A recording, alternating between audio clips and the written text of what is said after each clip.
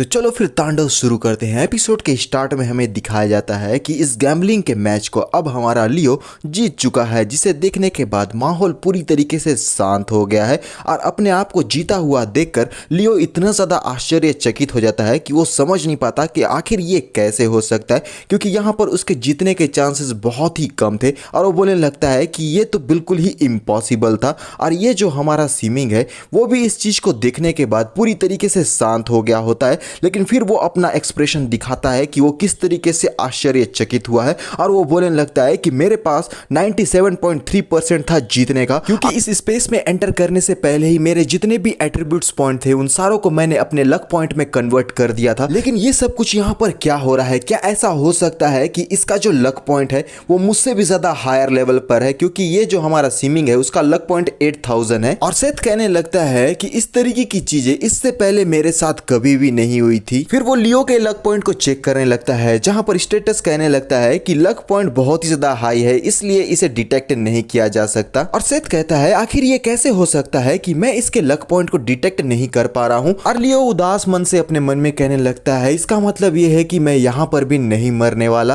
और लियो बताने लगता है कि जब भी कोई ह्यूमन अवेकन लेता है तो वो अपने लक पॉइंट के साथ ही अवेकन लेता है। फिर हम लोगों को यहाँ पर एबिलिटीज के बारे में बताया जाता है, जैसे कि strength, speed, physical strength, luck point, element force, spiritual force. और फिर लियो कहता है कि ये जो हमारे डीमंस है उनके पास में भी इस तरीके के डाटाज मौजूद रहते हैं और साथ में लक पॉइंट के कई सारे इफेक्ट होते हैं, जैसे कि डॉज में, डिफेंस सक्सेस रेट में, क्रिटिकल हिट रेट में, स्किल सक्सेस रेट में, हाई क्वालिटी आइटम क्राफ्टिंग में। और जैसे ही वैल्यू इंक्रीज होता है तो उस पर्सन के लाइफ का लक भी इंप्रूव होता है। फिर वो अपने आप को देखते हुए बोलता है क्या यही वो एक रीजन है जिसकी वजह से मैं मरने की इतनी ज्यादा कोशिश कर रहा हूं, लेकिन फिर भी मैं अपने लक पॉइंट की वजह से नहीं मर पा रहा हूं। फिर वो काफी ज्यादा फ्रस्ट्रेटेड हो जाता है और अपने मन में फिर से कहने लगता है कि आखिर इन सारी चीजों के ऊपर में कैसे कोई यकीन करेगा, ये तो पूरी तरीके से अनबिलीवेबल है। मेरे ख्याल से ये सब कुछ इस वजह से हो रहा है क्योंकि इस बॉडी के पास में ऑलरेडी हाई लेवल का लक पॉइंट मौजूद था। तो आखिर ये कैसे हो सकता है कि उसके ही बॉडी में उसे रिप्लेस करके मैंने रिबॉर्न लिया है? अगर मैं उन सारी बातों को याद करूं जो मेरे रिबॉर्न होने के बाद से मेरे साथ में होती आ रही है,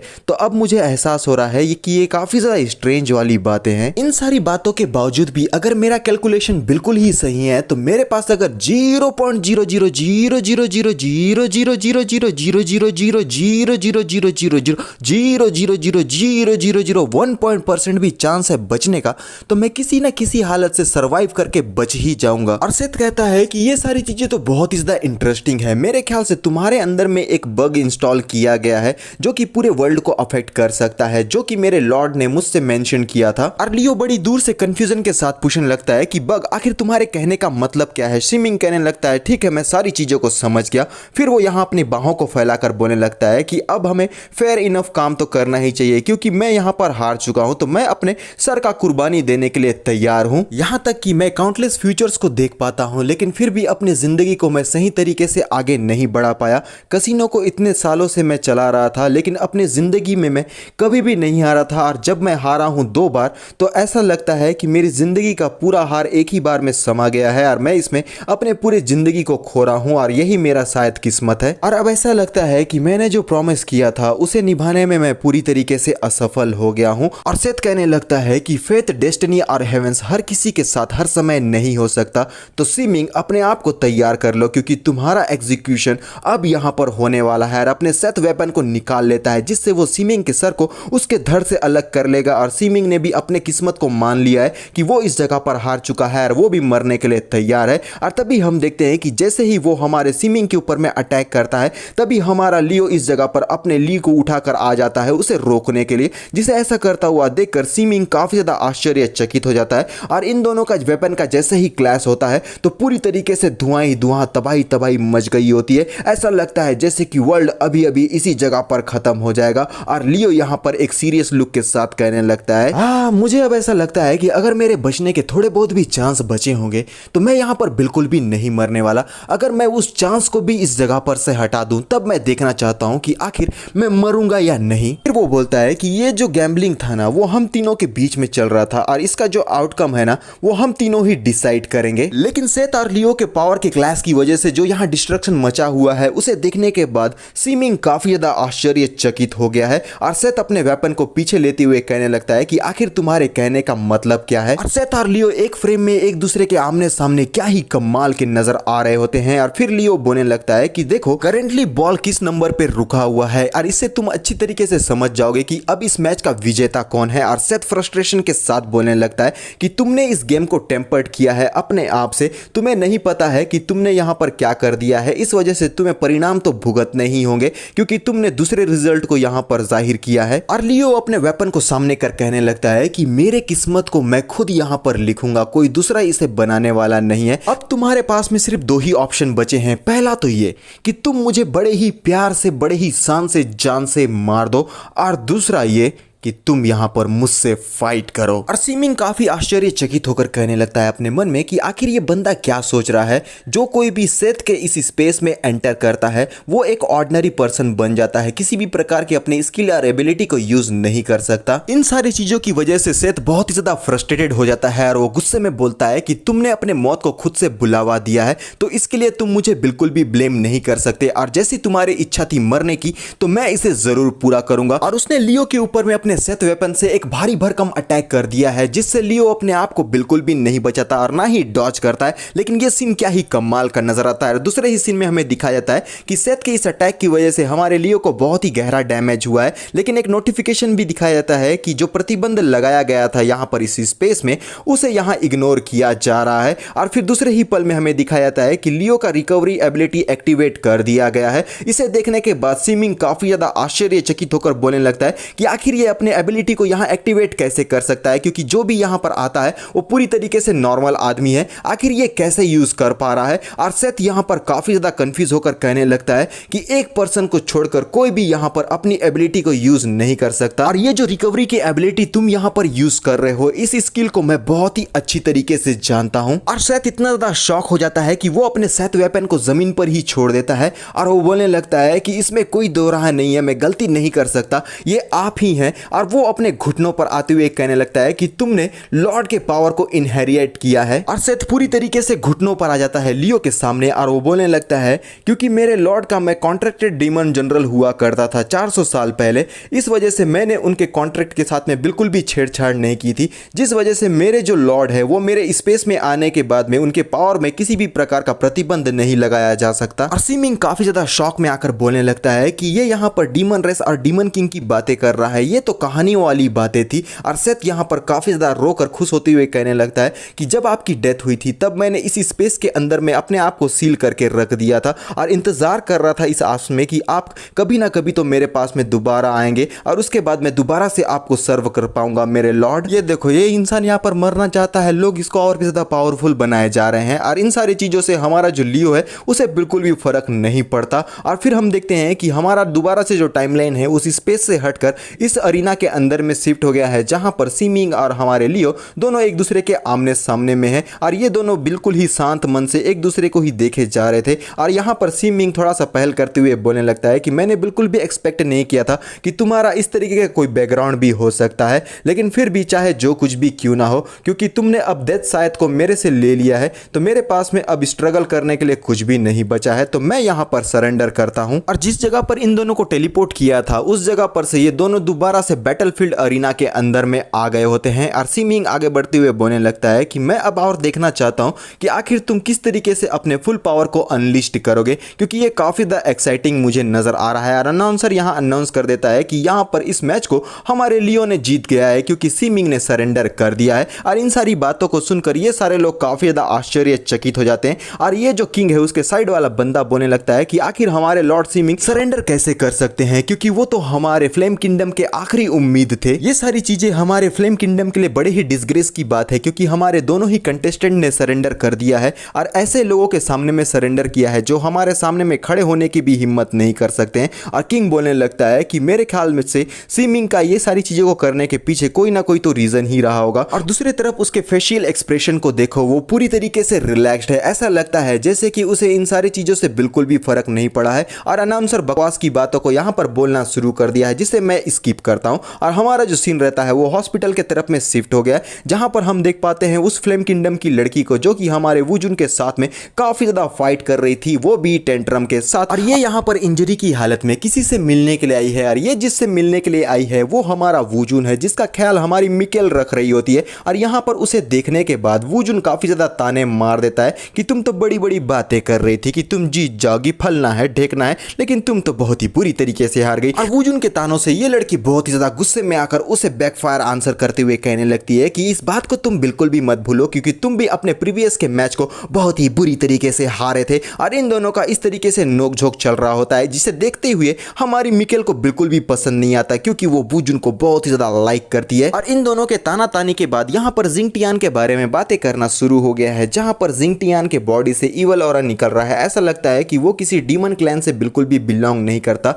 अब हमें नेक्स्ट क्या करना चाहिए, इस तरीके की बातें। नेक्स्ट जो मैच है वो हमारे लियो वर्सेस जिंगटियान के बीच में है और इसे सोचते हुए हमारा वुजुन बोलने लगता है कि अब सारी की सारी चीजें लियो के ऊपर में डिपेंड करती है। और करंट न्यूज ये है कि लियांगना और लेसी दोनों ही मिसिंग है, जिस वजह से इन दोनों का मैच अभी नहीं हो पा रहा है। आखिर ये दोनों कहां चले गए, इसके बारे में किसी को भी कोई भी जानकारी नहीं है। और हमारा सीन 2 घंटे पहले का शिफ्ट हो गया होता है, जहां पर हम हमारी लेमन को देख पाते हैं जो कि लेसी की सिस्टर है। वो अपने व्हीलचेयर से आगे बढ़ रही होती है और तभी एक फैटी आंटी उसे आकर बोलने लगती है कि लिटिल गर्ल, मैं तुम्हारी यहाँ पर मदद करती हूँ आगे चलने में। और हमारी जो लेमन है वो उसे बड़े ही ध्यान से देखने लगती है, लेकिन फिर उसकी हेल्प को ले भी लेती है। और ये जो फैटी आंटी है वो हमारे लेमन को आगे की तरफ में ले जाने लगती है और तभी हमारी लेमन बोलती है कि मैम आपका बहुत बहुत शुक्रिया। लेकिन फैटी आंटी बोलने लगती है कि तुम काफी ज्यादा रूड हो, आखिर तुम मुझे मैम क्यों बुला रही हो, तुम मुझे बिग सिस्टर बुलाओ। और फिर हम लेसी को देख पाते हैं जो कि कॉरिडोर में खड़ा होकर लेमन का इंतजार कर रहा होता है और अपने आप से ही कहने लगता है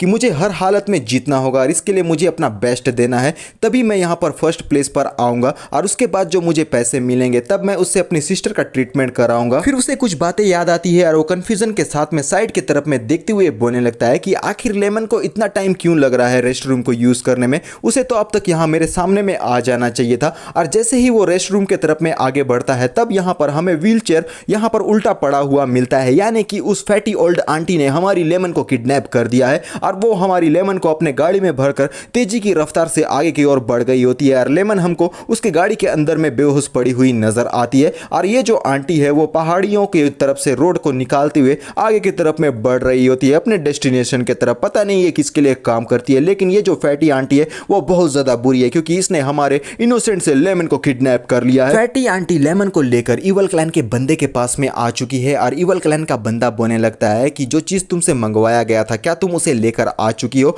और फैटी आंटी अपने कार से उतरते हुए बोलने लगती है कि आपको चिंता करने की जरूरत नहीं है क्योंकि इस बार जो मैं बैच लेकर आई हूं ना वो बहुत ही ज्यादा स्टर्निंग है और देखने के बाद आप बहुत ही ज्यादा खुश हो जाएंगे क्योंकि ये बहुत ही हाई क्वालिटी का है। फैटी आंटी पैसे गिनते हुए बोलने लगती है कि मैं काफी टाइम से तुम्हें ये सब कुछ सप्लाई कर रही हूं, तो तुम्हें अगली बार से अगर अच्छी चीजें चाहिए तो पैसे थोड़े से और बढ़ा कर देने होंगे। लेकिन ये इवल क्लैन का बंदा आगे बढ़ते हुए बोलने लगता है सबसे पहले मैं खुद जाऊंगा और देखूंगा कि जो तुम लेकर आई हो वो सचमुच में सही है भी या नहीं। फिर वो उस वैन के डोर को ओपन करने लगता है। जैसे ही उसका डोर ओपन करता है उसके अंदर में हमारी लेमन मौजूद ही नहीं होती है, जिसे देखने के बाद वो बोलने लगता है कि आखिर शिपमेंट कहां पर चला गया। और लेमन को गाड़ी के अंदर में ना पाकर फैटी आंटी बहुत ही ज्यादा पसीने में तरबतर घबराते हुए बोलने लगती है कि आखिर ये कैसे पॉसिबल हो सकता है, मैंने तो उसे ड्रग दिया था, यहां तक कि वो तो डिसेबल भी थी, आखिर वो अपने आप से ही यहां पर एस्केप कैसे कर सकती है, ये तो नामुमकिन है। लेकिन ये बंदा बहुत ही ज्यादा गुस्से में है, वो बोलता है कि तुम यहां पर मुझे इस तरीके की बकवास एक्सप्लेनेशन तो बिल्कुल भी मत दो, आखिर तुम उसे कहां पर लेकर गई हो, तुम्हें रूल्स अच्छी तरीके से पता है। और ऐसा लगता है कि ये अभी अभी इस आंटी को जिंदा ही खा जाएगा। और आंटी के पूरी तरीके से पसीने छूट गए होते हैं और फट के 4 चिथड़ों में बढ़ गए होते हैं और आंटी घबराते हुए बोलने लगती है कि मैं उस लड़की को ढूंढकर आपके पास लेकर आऊंगी, मुझे यहाँ पर थोड़ा सा समय दीजिए। लेकिन यहाँ पर ये आदमी कहाँ सुनने वाला है, इसका जो अंदर का कीड़ा है वो इस जगह पर से जाग गया है, यानी कि उसके गले को फाड़कर बाहर निकलने लगता है और वो बोलने लगता है कि तुमने यहाँ पर अपने विश्वास को खो दिया है, इस वजह से तुम्हें इसका भुगतान तो करना ही होगा। और फिर ये अपना भयानक और बहुत ही भद्दा गंदा सा रूप यहाँ पर उस आंटी को शो करता है, जिसे देखने के बाद आंटी की आंखों से आंसू निकल गए होते हैं और वो बहुत ही ज्यादा घबरा जाती है क्योंकि उसका मौत उसके जस्ट उसके आंखों के सामने में मौजूद है। बिना देरी के एक ही झटके में एक ही वार से आंटी का गला उसके धड़ से अलग कर दिया गया है और आंटी का खात्मा इस जगह पर हो चुका है। और फिर हमारा सीन लेमन के तरफ में शिफ्ट हो गया है, जो कि एक पाइप का सहारा लेकर आगे की तरफ में हाफते हुए बढ़ रही होती है क्योंकि उसका जो पैर है वो पूरी तरीके से अभी रिकवर नहीं हुआ है, जिस वजह से उसे चलने में काफी ज्यादा दिक्कतें हो रही है और अपने मन में बोलने लगती है कि मैं काफी ज्यादा लकी थी। जैसे ही उसने अपने ड्रग्ड वाले कपड़े से मुझे कवर करने की कोशिश की, मुझे यहाँ पर सांस लेने का समय मिल गया और इस वजह से टाइम से पहले ही मैं जाग गई थी और उस जगह पर से एस्केप करके यहाँ पर आ गई हूँ। लेकिन वो आसपास की चीजों को देखकर बोलती है कि आखिर ये कौन सी जगह है, क्योंकि इसके बारे में मैं कुछ भी नहीं जानती। तभी लेमन की नजरें नीचे की तरफ में जाती है, जहां पर ये कुछ लोग मिलकर किसी प्रकार के कोई रिचुअल को कर रहे होते हैं और उसे देखने के बाद लेमन काफी ज्यादा कंफ्यूज हो जाती है। और ये होता है जिंगटियान और उसके ग्रुप के लोग। यहाँ पर जिंगटियान बोलने लगता है कि टाइम आ गया है कि सारे लोगों को इकट्ठा कर लो, क्योंकि अब हम लोगों को अपने प्लान को थोड़ा सा चेंज करने का समय हो गया है। जिंगटियान बोलने लगता है कि किसी ने हम लोगों को नोटिस कर लिया है, हमें शेड्यूल किए हुए प्लान से पहले ही अपने प्लान को एग्जीक्यूट करना होगा। और ये सारी चीजों को देखने के बाद हमारी लेमन काफी ज्यादा आश्चर्यचकित होकर अपने मन में बोलने लगती है कि आखिर इन लोगों के साथ में प्रॉब्लम क्या हो रहा है। इन्हें देखकर ऐसा लगता है जैसे कि किसी चीज से ये लोग पजेस्ड हैं। क्या ये हो सकता है कि ये लोग लोअर लेवल के लोगों को ब्रेन वॉश कर रहे हैं, लेकिन ब्रेन वॉश करने के लिए इतना कम समय बिल्कुल भी सफिशिएंट नहीं है, इसके लिए बहुत समय लगता है। मेरे ख्याल से कुछ और ही चीज है, या हो सकता है कि ये लोग किसी प्रकार के कोई रिचुअल के थ्रू इन लोगों को कंट्रोल कर रहे हैं। फिर वो यहाँ पर उस अटेंडर को याद करने लगती है जो कि अब पूरी तरीके से पजेस्ड है और उसकी आंखें पूरी तरीके से ब्लैक नजर आ रही है। और वो बोलने लगती है कि आखिर इस जगह पर चल क्या रहा है, क्योंकि ये जो बंदी है ना वो पहले के टाइम में डिफरेंट दिखती थी, लेकिन अब ये पूरी तरीके से डिफरेंट है। और तभी लेमन के पीछे से कोई आकर बोलने लगता है कि आखिर तुम यहाँ पर क्या कर रही हो, जिसे सुनने के बाद लेमन थोड़ा सा चौंक कर घबराते हुए पीछे की तरफ में देखने लगती है। और यहाँ पर एक बहुत ही खूंखार वाला इन्हीं लोगों में से एक बंदा आकर लेमन से कहने लगता है कि मास्टर ने मीटिंग रखा है हमारे लिए, आखिर तुम यहाँ पर क्या कर रही हो। और ये इतना ज्यादा भयानक रहता है ना, इसको देखकर तो मेरी भी एक बार के लिए फट गई होती है। लेमन का पता नहीं क्या बुरा हाल होगा, लेकिन फिर भी लेमन यहाँ पर पूरी तरीके से पसीने में तरबतर घबराहट से भरी हुई है और इतना ज्यादा डर जाती है कि एक बार के लिए वो कुछ भी नहीं बोल पाती। लेकिन ये बंदा उससे कहने लगता है कि तुम हम लोगों में से एक तो बिल्कुल भी नहीं हो। और फिर वो अपना घिनौना सा रूप दिखाना शुरू करता है, जिसमें उसका सर दो हिस्सों में बट रहा है और केकड़ेदार उसके जो टेंटिकल्स है वो बाहर की तरफ में निकलने लगते हैं। और ये पूरी तरीके से अपने आप को दो हिस्सों में बांट देता है और अलग अलग प्रकार के टेंटिकल्स उसके बॉडी से बाहर निकल रहे होते हैं और ये बहुत ही ज़्यादा घिनौना नजर आता है। और फिर यहाँ पर ये सब कुछ देखकर हमारी लेमन बहुत ही ज़्यादा घबरा जाती है, लेकिन फिर भी वो अपने आप को एक बार के लिए काम कर कहने लगती है इतनी घबराहट के साथ, मास्टर ने मुझे सेपरेट टास्क दिया है और उसे मुझे करना ही होगा। जिसे सुनने के बाद ये बंदा थोड़ा सा शांत हो जाता है और अपने मन में सोचने लगता है कि सचमुच में इसे काम दिया गया है, अरे हम ही लोगों में से एक है। लेकिन फिर यहाँ पर वो अपने आप को शांत करते हुए बोलने लगता है ठीक है, मैं तुम्हारी बातों को अच्छी तरीके से समझ गया हूँ। और फिर वो आगे की तरफ में बढ़ गया है, यानी कि लेमन का ये जो ट्रिक है वो इस जगह पर काम कर गया है। और उसे जाने के बाद हमारी लेमन राहत की सांस लेती है और अपने मन में बोलती है कि मैं बहुत ही ज़्यादा किस्मत वाली हूँ, क्योंकि ये लोग जल्दी से जल्दी किसी को भी आइडेंटिफाई नहीं कर सकते हैं। तो इस वजह से इस बार मेरी जान तो बच गई है, लेकिन मुझे जल्द से जल्द इस जगह पर से बाहर जाना होगा, वरना मेरे लिए बिल्कुल भी ठीक नहीं होगा।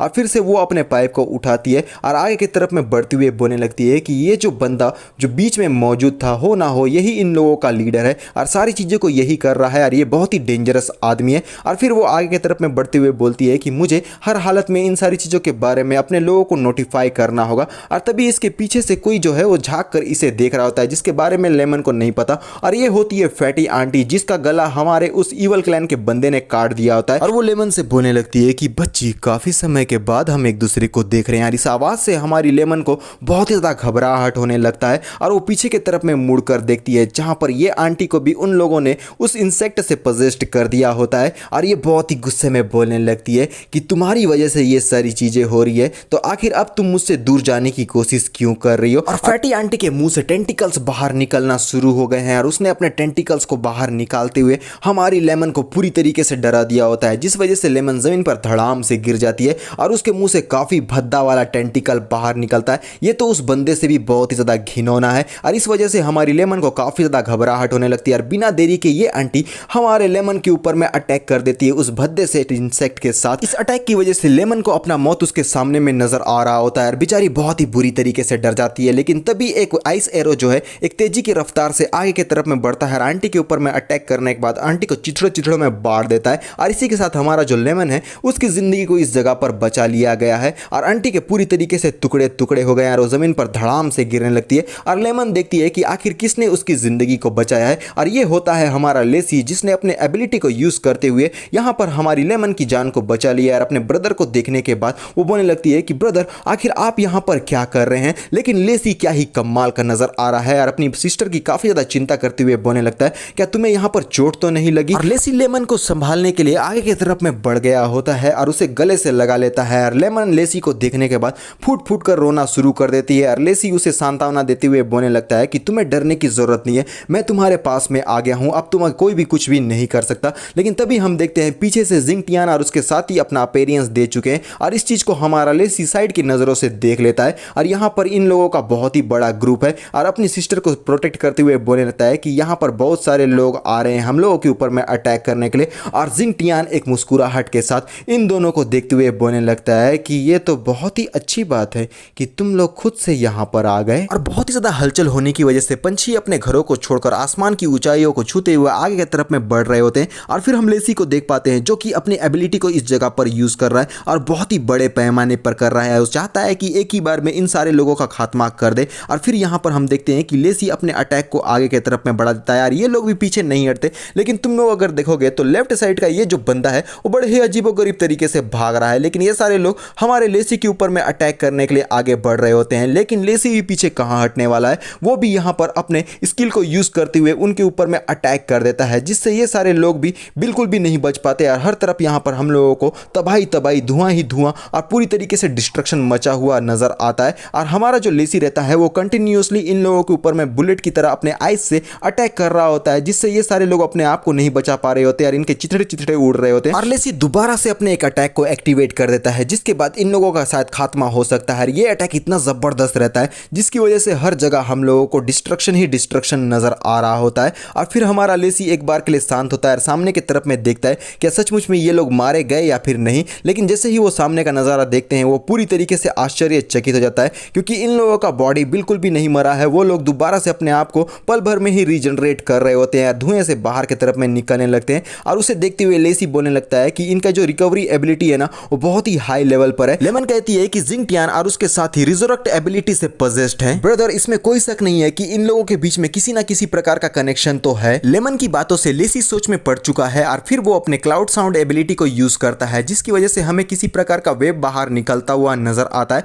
और ये एक प्रकार का स्कैनर होता है जहां पर हम इन लोगों के बॉडी के अंदर में उस इंसेक्ट को देख पाते हैं जो कि इनके बॉडी के अंदर में घूम रहे होते हैं। इसे देखते हुए लेसी बोलने लगता है मेरे ख्याल से कुछ चीजें हैं जो उनके बॉडीज के अंदर में मूव कर रही है और पता नहीं ये किस प्रकार के इंसेक्ट है, क्योंकि इससे पहले मैंने कभी भी इस तरीके के इंसेक्ट को नहीं देखा था। और तभी जिंग टियान अपने लोगों को बोलता है कि जल्दी से जाओ इन दोनों को जान से मार दो, क्योंकि इन दोनों में से कोई भी एक जिंदा बचना नहीं चाहिए। और ये लोग पागलों की तरह आगे बढ़ रहे होते हैं और अपना गंदा और भद्दा सच विकराल रूप दिखाते हुए हमारे लेसी और लेमन को मारने के लिए आगे बढ़ चुके हैं। और ऐसा काम करता हुआ देखकर लेमन अपने मन में बोलती है कि इन लोगों का जो मूवमेंट है ना वो बहुत ही ज्यादा सिंक्रोनाइज्ड है, यानी कि तालमेल के साथ में ये लोग काम कर रहे हैं। फिर वो यहाँ पर याद करने लगती है उस पल को और फिर अपने मन में बोलने लगती है ये सारी चीजें तो मुझे एक सेंट्रलाइज्ड पिरामिड स्कीम के समान नजर आ रही है। फिर वो लेसी से बोलती है कि ब्रदर, इन लोगों का हायरार्की बहुत ही ज्यादा स्ट्रिक्ट है, तो इस वजह से हमें उस फर्स्ट पर्सन को पहले डील करना होगा जो कि इन लोगों को ऑर्डर दे रहा है, क्योंकि ये सारे जो लोग हैं उसके ही बातों को मान रहे हैं। तो इसके लिए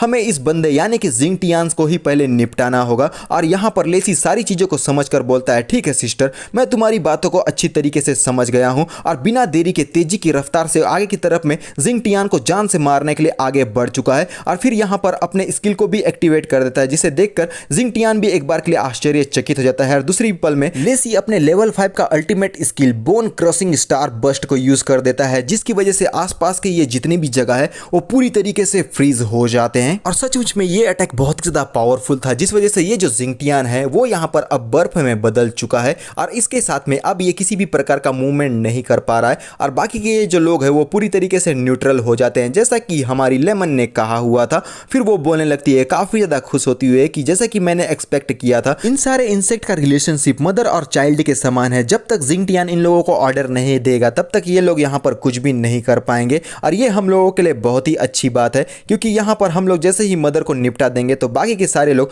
अपने आप से ही न्यूट्रलाइज्ड हो जाएंगे। यार इसके लिए हमें ज्यादा एफर्ट नहीं लगाना पड़ेगा। और लेसी अपना बहुत ही बेहतरीन प्रदर्शन दिखाने के बाद कहने लगता है कि ये फर्स्ट टाइम ऐसा हुआ है कि मैं अपने एस लेवल के स्किल को यूज कर रहा हूँ। साथ ही जैसे मैंने एक्सपेक्ट किया हुआ था, मेरी सिस्टर बहुत ही ज्यादा स्मार्ट है और अपने ब्रदर के मुंह से अपने लिए तारीफ सुनकर हमारी लेमन बहुत ही ज्यादा खुश हो जाती है और काफी ज्यादा प्राउड फील करने लगती है। और दूसरे ही पल में उस बेचारी का फेशियल एक्सप्रेशन पूरी तरीके से चेंज हो जाता है और वो कंफ्यूज होकर बोलने लगती है कि आखिर ये क्या हो रहा है। और जैसे ही वो अपने पेट की तरफ में देखती है, वहां पर एक टेंटिकल उसके पेट पर घुसा पड़ा है और इस वजह से बेचारी पूरी तरीके से इंजर्ड और कंफ्यूजन से भरी हुई है। और पीछे की तरफ से आंटी ने आकर हमारी लेमन के ऊपर में अटैक कर दिया होता है और वो पागलों की तरह हंसने लगती है क्योंकि उसने अपना रिवेंज ले लिया है। और अपनी सिस्टर को इतना ज्यादा इंजर्ड देखकर हमारा लेसी पूरी तरीके से चौंक जाता है और उसके लिए काफी फिक्र करते हुए चिल्ला कर बोलता है लेमन। और तभी यहाँ पर वो इवल क्लैन का बंदा भी अपनी एंट्री ले लेता है और यहाँ पर हमारा जो लेसी है वो जस्ट उसके सामने में मौजूद है और ये दोनों एक दूसरे का अब शायद सामना करेंगे। और इवल क्लैन का बंदा बोलने लगता है कि तुम तो बहुत ही ज्यादा स्मार्ट हो। अपनी गैलेक्सी कंट्रोल ब्रिक सी टावर स्किल एक्टिवेट करते हुए वो लेसी से कहने लगता है, क्या तुम्हें सच में ऐसा लगा था कि हमारे पास एक ही लेवल 1 का मदर इंसेक्ट मौजूद है? तो तुम पूरी तरीके से गलत हो। और इसने अपनी स्किल को जिंगटियान के ऊपर में यूज कर दिया था और इसे ऐसा करता हुआ देखकर हमारा लेसी एक बार के लिए पूरी तरीके से चौंक कर साइड की नजरों से जिंगटियान को देखने लगता है, जहां पर एक खूंखार टेंटिकल हमारे लेसी की तरफ में अटैक करने के लिए बढ़ चुका है। और ये इसका जो टेंटिकल है वो क्रैब के हाथ के समान है और उसने हमारे लेसी के गर्दन को पकड़ लिया है, जिस वजह से लेसी को काफी ज्यादा तकलीफ हो रही होती है सांस लेने में। और ये होता है जिंगटियान, जिसने हमारे लेसी का बहुत ही बुरा हाल कर दिया है। और लेसी लेमन की काफी चिंता करते हुए साइड की नजरों से देखने लगता है क्या वो सचमुच में ठीक है भी या नहीं। और हम लेमन को देख पाते हैं जो बहुत ही बुरी इंजरी की हालत में जमीन पर पड़ी हुई है। ऐसा लगता है कि किसी भी पल अभी इस जगह पर मारी जाएगी। और फिर ये सब कुछ देखने के बाद लेसी की आंखों से आंसू बहने लगते हैं क्योंकि उसे लगता है वो अपनी सिस्टर को प्रोटेक्ट नहीं कर पाएगा और इस वजह से वो हार मानते हुए कहने लगता है कि हम लोग पूरी तरीके से खत्म हो गए हैं और मैं अपने प्रॉमिस को पूरा नहीं कर पाया। और तभी हम एक ग्रीन कलर का अटैक बहुत ही तेजी की रफ्तार से आगे बढ़ता हुआ दिखाई देता है, जो सीधा जाकर जिंगटियान के टेंटिकल्स को चिथड़ चिथड़ में बांट देता है। और इस वजह से जिंगटियान भी काफी कंफ्यूज है और लेसी जमीन पर गिरते हुए कंफ्यूज होकर बोलने लगता है कि आखिर अब यहाँ पर ये क्या हो रहा है। और फिर हम देख पाते हैं इवल क्लैन के बंदे और जिंगटियान को, जो कि अब देखने लगते हैं कि कौन है वो बंदा जो इन लोगों के मैटर में डिस्टर्बेंस पैदा कर रहा है। और इस बंदे ने आते ही सबसे पहले तो हमारी लेमन की इंजरी को रिकवर कर दिया और दूसरे ही हाथों से अपने वाइन के थ्रू इस फैटी आंटी को भी कैप्चर कर लिया होता है, जिस वजह से ये सारे लोग कंफ्यूज हो गए। और फिर ये अपने वाइन पर ही कदम रख लेता है ये बंदा या बंदी। और ये होती है हमारी लियांगना, जिसने अपना अपीयरेंस दे दिया है और ये अब इन लोगों का सामना करेगी। पता नहीं क्या होगा, लेकिन जो भी होगा बहुत ही मजा आएगा। और हमारी जो लेमन रहती है वो हमारी लियांगना को देखने लगती है कि वो कितना ज्यादा ब्यूटीफुल नजर आ रही है। और लियांगना लेसी लेमन से पूछने लगती है क्या तुम दोनों ठीक हो, तुम लोगों को किसी प्रकार की कोई ज्यादा इंजरी तो नहीं हुई। और सीन बैटल अरीना की तरफ में शिफ्ट होता है, जहां पर अनाउंसर कहता है कि हम लोग काफी समय से मॉली और लेसी, मॉली जो कि हमारी जैस्मिन है, उन दोनों का काफी देर से इंतजार कर रहे हैं, जो कि अभी तक अपेयर नहीं हुए हैं। इसलिए बड़े ही दुख के साथ हमें अनाउंस करना पड़ रहा है कि हम इन दोनों कंटेस्टेंट को एलिमिनेट कर रहे हैं। फिर कंटेस्टेंट चार्ट दिखाया जाता है, जहां पर 4 लोग एलिमिनेट कर दिए गए हैं और आगे जो एडवांस करने वाले हैं वो 4 लोग हैं। और अनाउंसर कहता है कि अब जो विनर होगा वो सीधे 4th मैच के लिए एडवांस करेगा डायरेक्ट फाइनल के लिए। बैटल अरीना के अंदर में 2 कंटेस्टेंट मौजूद है, जिनमें से एक कंटेस्टेंट बोलता है कि ये अरीना काफी ज्यादा इंटरेस्टिंग है और ये होता है लिन, जो फिर से कहता है कि इन लोगों ने सचमुच में सेकंड जोन के पास में ये लोकेशन को चूज किया है जहां पर मेरा बैटल होने वाला है। कहा जाता है पूरे वर्ल्ड में जितना भी ये मैजिक मौजूद है उन सब का सोर्स यही जगह है। अगर तुम इस प्लेस को कॉन्कर कर लेते हो तो इतना पावर ऑब्टेन कर लोगे कि पूरे वर्ल्ड को चेंज कर सकते हो। प्रीवियस ईयर की चैंपियन अपने हाथों से काफी ज्यादा पर्पल एनर्जी को बाहर रिलीज करते हुए एक सीरियस लुक के साथ लिन से कहने लगती है कि तुम्हारा बिल्कुल भी चांस नहीं है इस जगह पर जीतने का। लेकिन लिन भी कहां पीछे हटने वाला है, वो भी अपने वेपन को सामने कर कहता है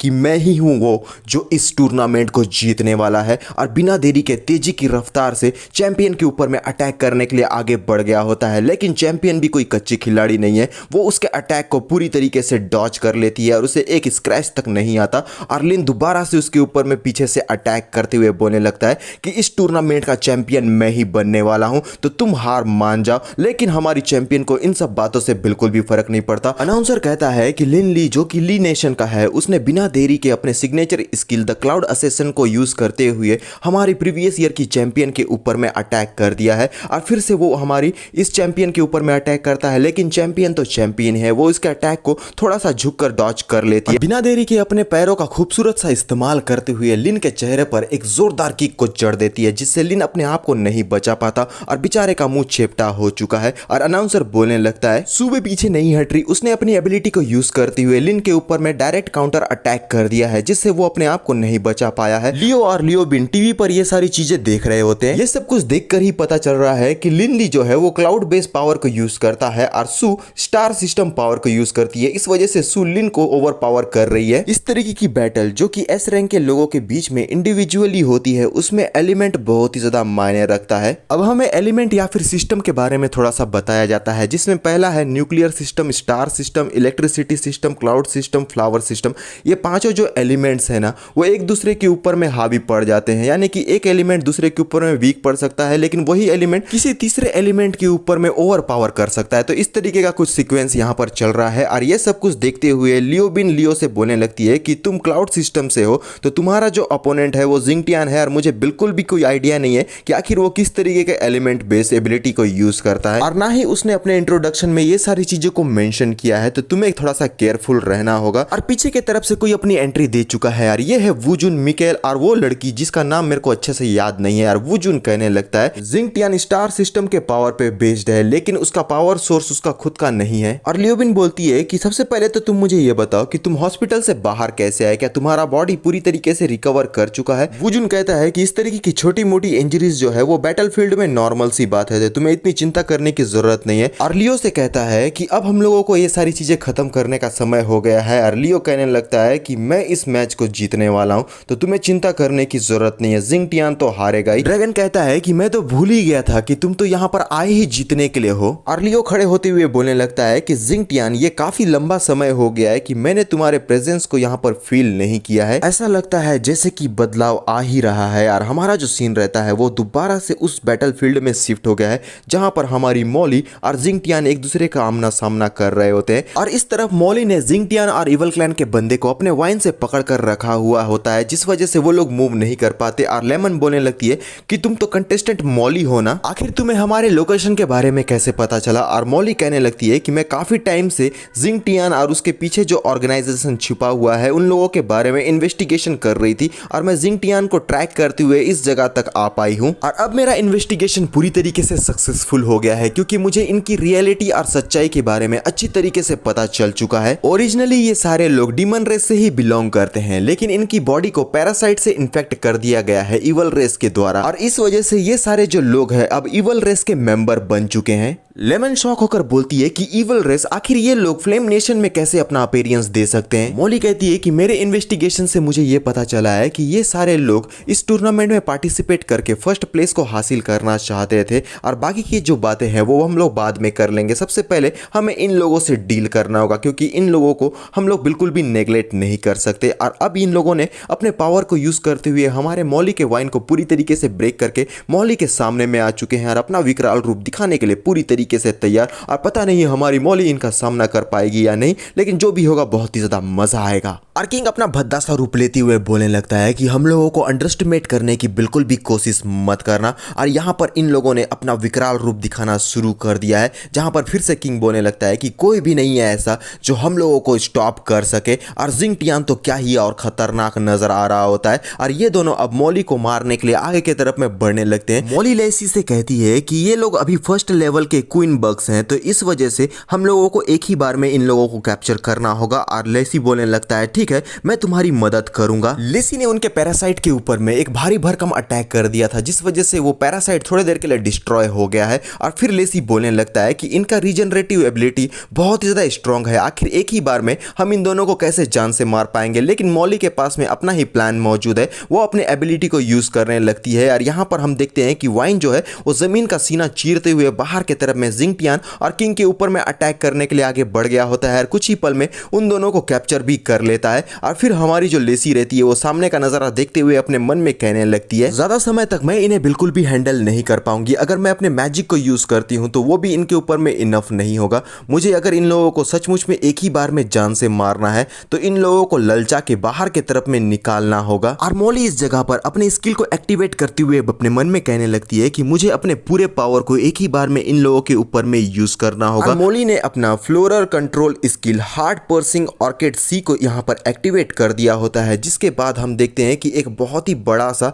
और बहुत ही प्यारा सा खूबसूरत सा पेड़ हम लोगों को उसके पास से निकलता हुआ नजर आता है। जिंगटियान और किंग की आंखें पूरी तरीके से ग्रीन हो गई हैं, यानी कि ये दोनों अब हमारे मॉली के वश में हो चुके हैं। और मॉली लेसी से बोलने लगती है कि तुम यहाँ पर तैयार हो जाओ, क्योंकि वो लोग किसी भी समय बाहर आ जाएंगे और वो जब आएंगे ना, वो हमारे पास कुछ ही समय रहेगा, तो तुम्हें उस वक्त करेक्टली एम करना होगा। और लेसी कहता है ठीक है, मैं तुम्हारी बातों को अच्छी तरीके से समझ गया हूं, जैसे ही मुझे मौका मिल जाएगा मैं इन लोगों को यहाँ पर जान से मार दूंगा अपने अटैक से। यार फिर वो अपने अटैक को तैयार करने लगता है कि जैसे ही पैरासाइट बाहर आए उन लोगों के ऊपर में एकदम सरप्राइज अटैक कर दिया जाए। अब ये पैरासाइट किंग और जिंगटियान के बॉडी के अंदर से बाहर की तरफ में निकलने लगते हैं। यार ऐसा लगता है जैसे कि ये लोग किसी के प्यार में पड़ चुके हैं, जो कि हमारी मॉली है, और इस वजह से अब ये लोग हवस के पुजारी के समान मॉली को ही देखे जा रहे होते। और टाइम देखते हुए हमारा जो लेसी है वो डायरेक्ट अटैक इन पैरासाइट के ऊपर में कर देता है, जिससे ये जो पैरासाइट्स है अपने आप को बिल्कुल भी नहीं बचा पाते। और इसके बाद इन लोगों का खात्मा इसी जगह पर हो चुका है। लेकिन क्या ये दोबारा से अपने आप को रीजनरेट कर पाएंगे या नहीं, ये तो मुझे नहीं मालूम।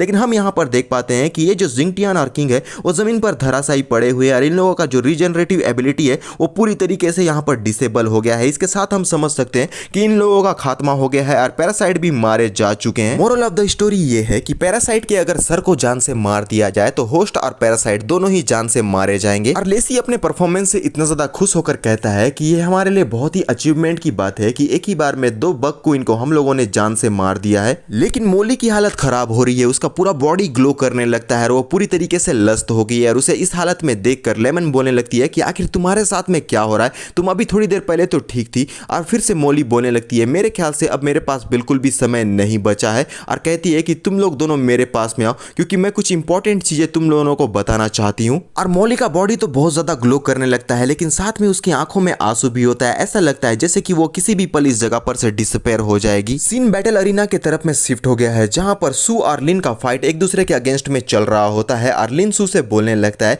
कि मैं किसी भी एक वुमेन से नहीं हारने वाला, क्योंकि ये मेरे लिए काफी बड़े बेइज्जती की बात होगी। अगर तुम लोगों को सच में ऐसा लगता है कि कोई एक एलिमेंट दूसरे एलिमेंट के ऊपर में हावी हो सकता है या फिर कमजोर हो सकता है, तो तुम लोग पूरी तरीके से गलत हो। मैं इस मैच को बिल्कुल भी ड्रॉ नहीं होने दूंगा, क्योंकि मेरा जो गोल है ना वो हमेशा से फर्स्ट प्लेस है, और साथ में मैं एक वुमेन से तो बिल्कुल भी नहीं हारने वाला। और एकदम फायर्ड अप होकर सू के ऊपर में अटैक करने के लिए आगे बढ़ते हुए बोलने लगता है कि मैं अब पूरी तरीके से अनलिस्ट होने वाला हूं, तो तुम मेरा सामना करने के लिए तैयार हो जाओ। लेकिन सू पूरी तरीके से रिलैक्स है और उसे अटैक करते हुए देखने लगती है। यहां पर हम देखते हैं कि लिन के और ज्यादा क्लोन इस जगह पर अपना अपीयरेंस दे देते हैं, जहां पर से एक क्लोन लेफ्ट और राइट सब तरफ से घेर लेता है हमारी सू को। और ये जो सू रहती है उन सारे लोगों को देखने लगती है कि आखिर अब इन लोगों का नेक्स्ट मूव क्या होने वाला है। लेकिन लिन का जो एक क्लोन है वो स्माइल करते हुए बोलने लगता है कि अब तुम गेस करो आखिर मैं कहां पर हूं और किस जगह पर मौजूद हूं। तुम तो पूरी तरीके से अब कंफ्यूज हो गई होगी यार। इस तरीके का मूव जो है हम पहले के ही पार्ट में देख चुके हैं, जहां पर हमारा लियो